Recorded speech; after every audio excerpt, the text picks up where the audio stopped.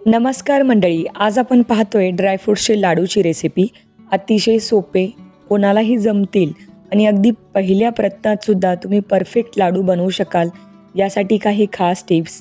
विशेष म्हणजे या लाडूमध्ये कुठल्याही प्रकारची साखर, गुळाची पावडर किंवा आर्टिफिशियल स्वीटनरचा वापर आपण केलेला नाही आहे. अगदी हेल्दी वे लाडू कसे बनवायचे, हे लाडू तुम्ही कुठल्याही सीझनमध्ये बनवू शकता.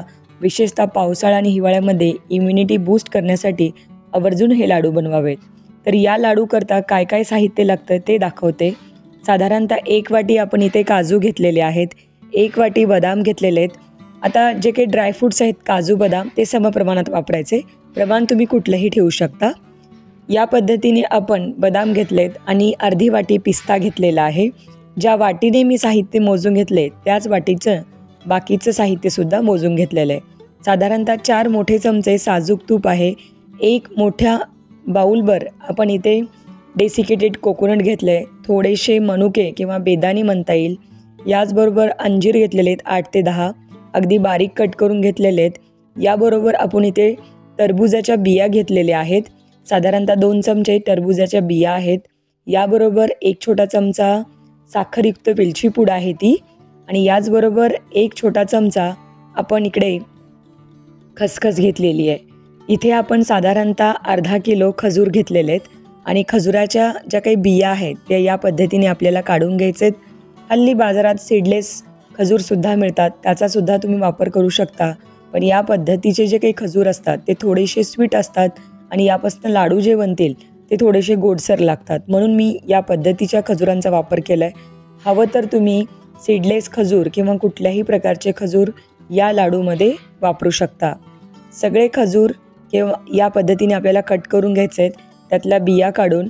आणि मग आता आपण लाडूची जी काही प्रोसेस आहे ती सुरुवात करूया.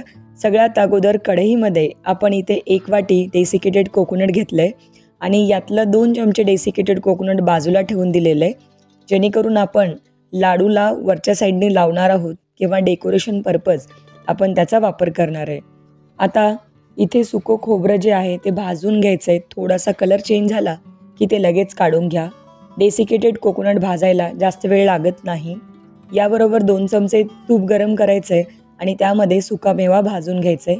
इथे आपण बदाम घेतले होते 1 वाटी, तेही बदाम आपण व्यवस्थित परतून घेऊया.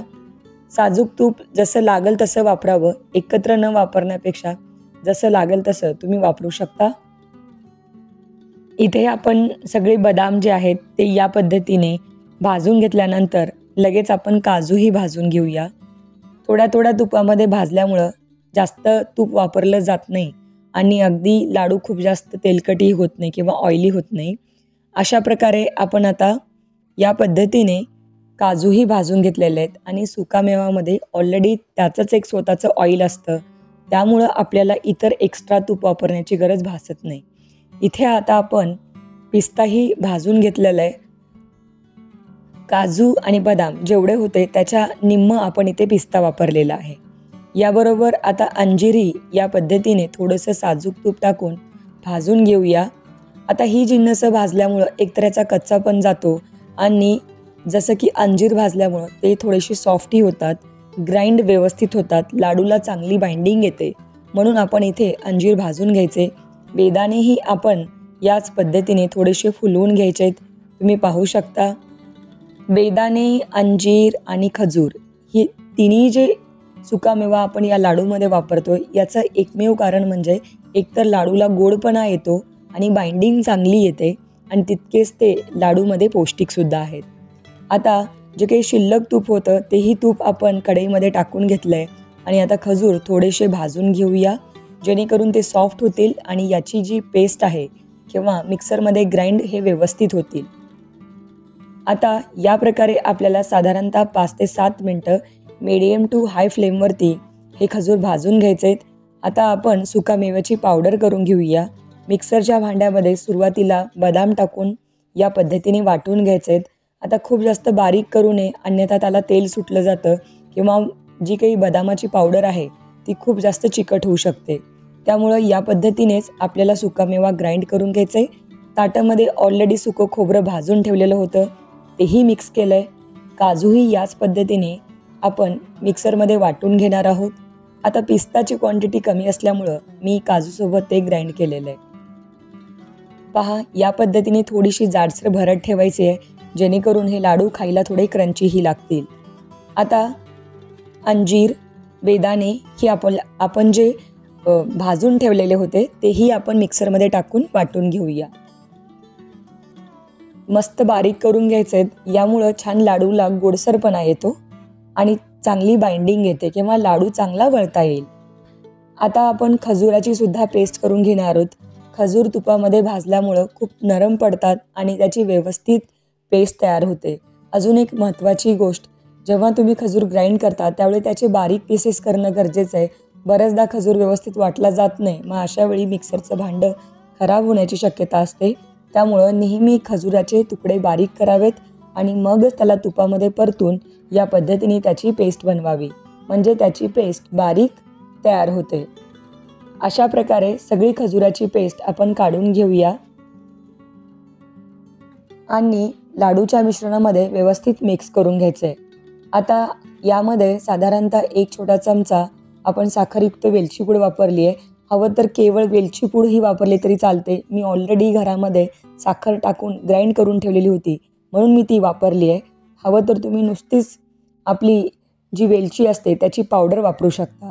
आता त्याच कढईमध्ये थोडीशी खसखस भाजायची राहून गेली होती, म्हणून थोडंसं किंचित तूप टाकून आपण खसखससुद्धा परतून घेतलेली आहे, जेणेकरून खसखसीचा जो फ्लेवर आहे तो या लाडूमध्ये छान येतो आणि खसखस कच्चीही राहत नाही. अशा प्रकारे टरबूजाच्या बियाही ॲड केलेल्या आहेत आणि सगळी जिन्नसं व्यवस्थित मिक्स करून घ्या. एवढी सगळी जिन्नसं टाकल्यानंतरसुद्धा जरी मिश्रण तुम्हाला कोरडं वाटत असेल किंवा ड्राय वाटत असेल तर अशा वेळी तुम्ही साजूक तूप थोडंसं गरम करायचं, साधारणतः 2 ते 3 चमचे, आणि यामध्ये ॲड करून व्यवस्थित आपल्याला लाडू वळवून घ्यायचे आहेत. अशा प्रकारे तुम्ही पाहू शकता सगळी जिन्नसं प्रॉपर मिक्स केल्यानंतर या पद्धतीने लाडवाचं मिश्रण तयार झालेलं आहे. हाताने छान लाडू वळता येतो किंवा या लाडूचे जे काही मिश्रण आहे त्याची बाइंडिंग परफेक्ट झालेली आहे या पद्धतीचं साहित्य वापरल्यानंतर. तरीही थोडंसं 1 चमचा साजूक तूप मी ॲड केलेलं आहे, जेणेकरून लाडू अगदी चकचकीत दिसेल आणि लाडूही जास्त टेस्टी होईल. अशा प्रकारे आता आपण लाडू वळवून घेऊया. सगळ्या मिश्रणाचे मीडियम साईजचे लाडू आपल्याला वळवून घ्यायचे आहेत. खूप सोपे लाडू आहेत, अगदी तुम्ही कधीही करू शकता. इतकी ही सोपी रेसिपी आहे आणि तितकेच पौष्टिक आहेत. इवन मुलांच्या डब्यांकरता तुम्ही हे लाडू जर बनवले तर खूप छान होईल किंवा मुलंही खूप आवडीने सुकामेवा खातील.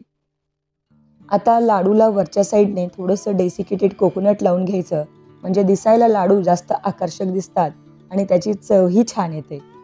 आता 1 ते 2 लाडू मी तुम्हाला या पद्धतीने तयार करून दाखवणार आहे आणि बाकीच्या मिश्रणाचे लाडू आपण सगळे वळवून घेऊया.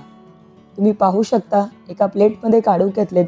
साधारणतः 17 ते 18 लाडू तयार झालेले आहेत एवढ्या सुकामेवापासनं, आणि अगदी सहजपणे हे लाडू वळता येतात. काहीही किचकट रेसिपी नाही आहे. अगदी नवशिके असतील तर ते सुद्धा बनवू शकतील.